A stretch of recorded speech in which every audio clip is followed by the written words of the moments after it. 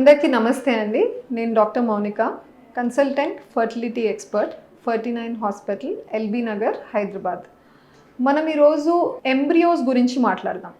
ఒక couple test tube baby పద్ధతి ద్వారా వెళ్ళినప్పుడు ట్రీట్మెంట్లో ఈ పిండాలు ఫామ్ అయ్యాయా లేదా, అవి ఏ రోజు పిండం పెడుతున్నాము, క్వాలిటీ ఎలా ఉంది, గ్రేడింగ్ ఎలా చేస్తాము, దాని గురించి ఈరోజు డిస్కస్ చేస్తానండి.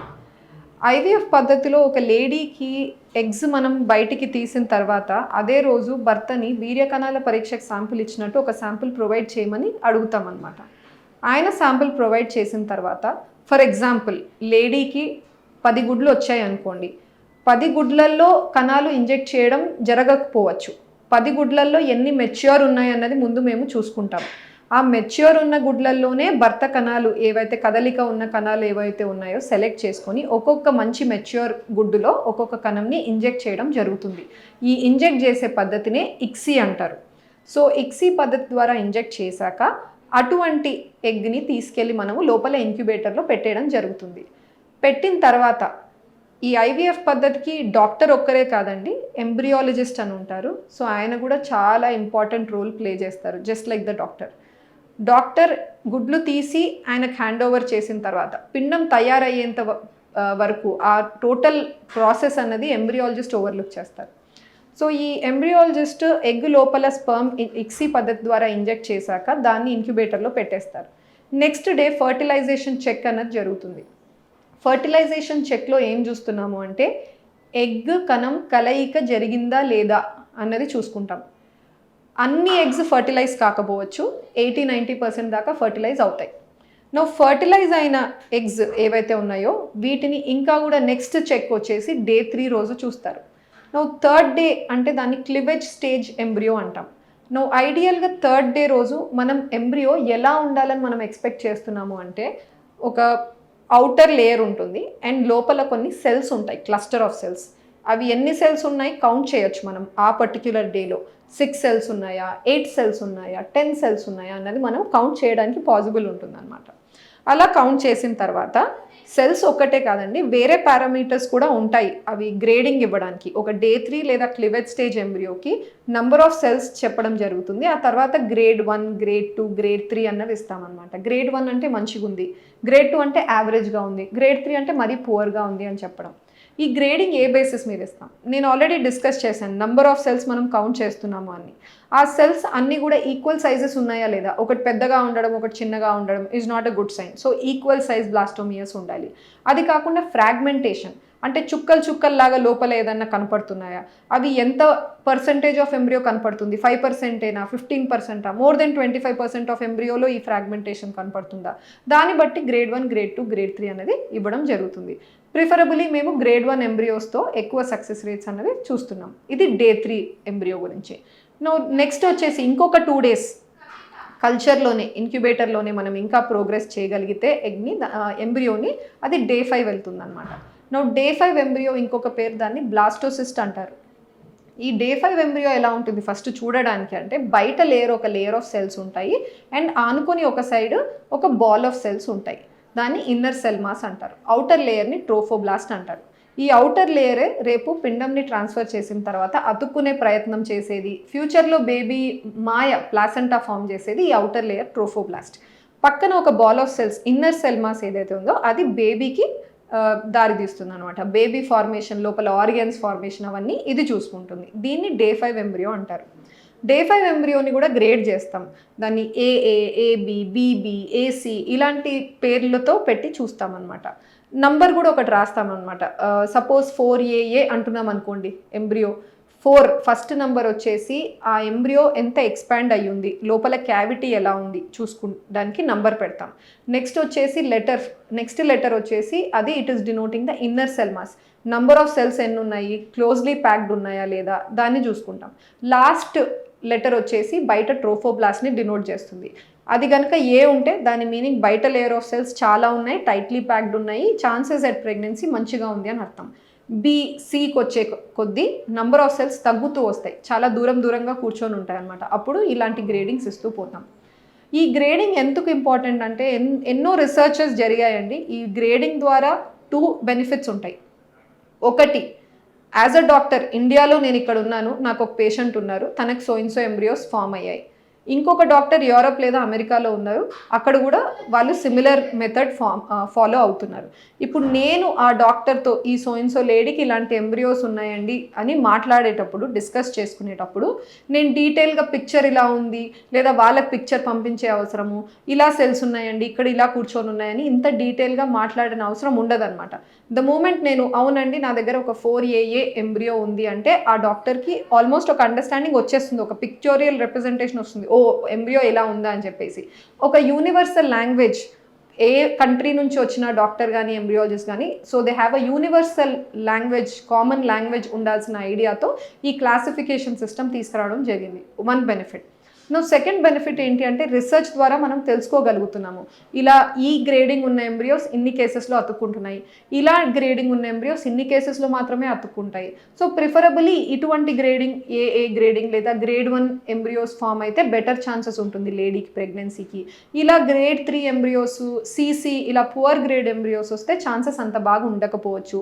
టు ఎక్స్ప్లెయిన్ కౌన్సిలింగ్ పేషెంట్కి, ప్రోగ్నోసిస్ వాళ్ళకి ఛాన్సెస్ అట్ ప్రెగ్నెన్సీ ఎక్స్ప్లెయిన్ చేయడానికి, ప్రతి విషయానికి హెల్ప్ అవుతూ ఉంటాయి. ఇంకొక డౌట్ చాలామంది రేస్ చేసేది ఏంటి అంటే, పువర్ క్వాలిటీ ఎంబ్రియోస్ ఉన్నాయి అనుకోండి, అవి రేపు అతుక్కునే అవకాశాలు తక్కువ ఉంది, కరెక్టే. కానీ అతుక్కుందే అనుకుందాము, ప్రెగ్నెన్సీలో బేబీకి ఏమైనా అబ్నార్మాలిటీస్ ఎదురవుతాయా, బేబీస్ ఏమైనా డిఫెక్ట్స్తో పుడతారా ఈ పువర్ క్వాలిటీ ఎంబ్రియో వల్ల అని అడుగుతారు.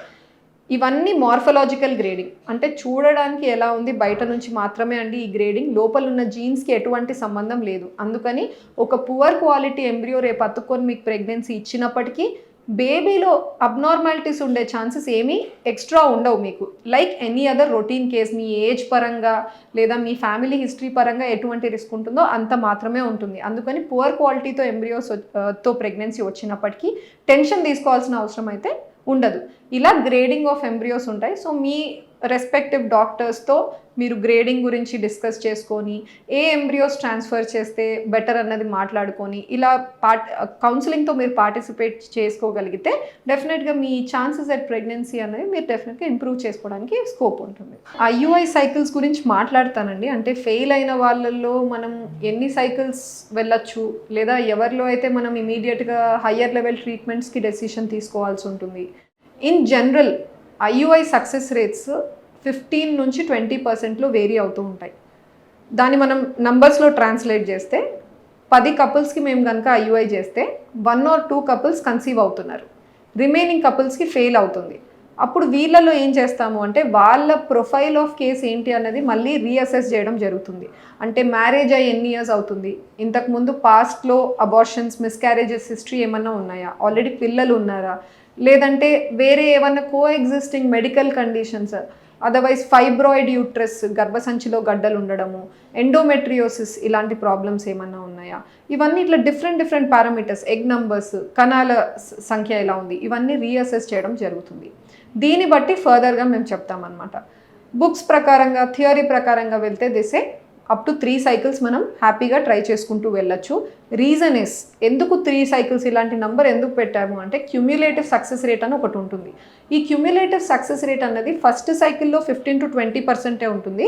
బట్ బ్యాక్ టు బ్యాక్ మీరు ట్రై చేసుకుంటూ వెళ్ళినప్పుడు by the third cycle almost 25 to 30% of the ladies conceive అవుతున్నారు అని మనకు ఒక సక్సెస్ రేట్ కనపడుతుంది. ఈ ఉద్దేశంతో 3 సైకిల్స్ దాకా ట్రై చేయండి అంటారు. ఆఫ్టర్ థర్డ్ సైకిల్ రీసెర్చ్ ఏం చూపించింది అంటే స్టడీస్లో రిమైనింగ్ బియాండ్ 3 సైకిల్స్ ఫెయిల్ అయ్యి కూడా 4th సైకిల్, 5th సైకిల్ అలా అటెంప్ట్ చేసిన వాళ్ళలో ఈ సక్సెస్ రేట్ అనేది పడిపోవడం స్టార్ట్ అవుతుంది అనమాట. ఆ రీజన్ వల్ల మ్యాక్సిమం 3 వరకు అటెంప్ట్ చేయండి, డోంట్ గో బియాండ్ దట్ అంటాం. బియాండ్ దట్ అటెంప్ట్ చేసినప్పుడు మీ హెల్త్కి కానీ మీ ఎగ్ నెంబర్స్కి కానీ ప్రాబ్లం ఏం కాదు.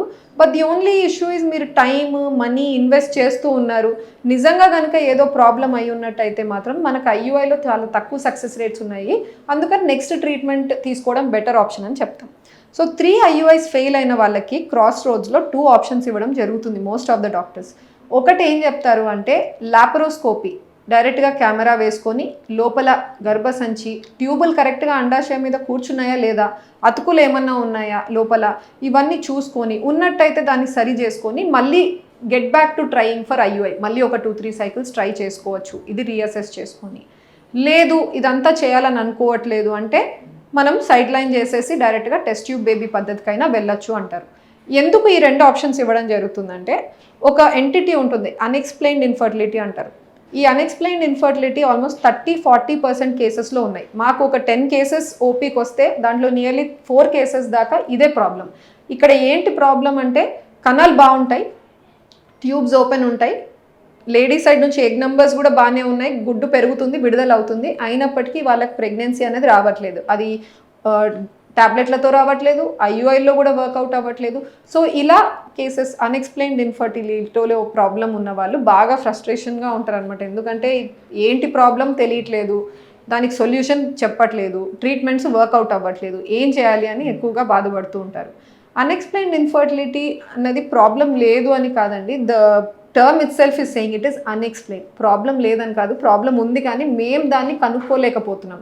ఎక్కడెక్కడ ప్రాబ్లమ్స్ ఉండొచ్చు which we can't find out, figure out through our tests. అంటే ఎగ్ పెరుగుతుంది, విడుదల అవుతుంది అంటాం కానీ ఎగ్ మనకు కళ్ళకు కనపడదు. సో అది ప్రాపర్గా ట్యూబ్లోకి ఎంటర్ అయిందా లేదా వీ డు నాట్ నో.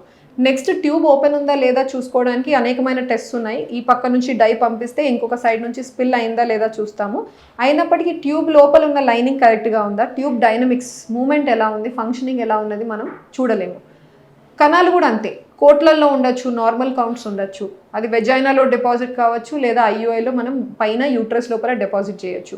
అక్కడ నుంచి కనీసం ఒక్క స్పర్మ్ అన్న ఎగ్ వరకు రీచ్ అవ్వగలుగుతుందా లేదా.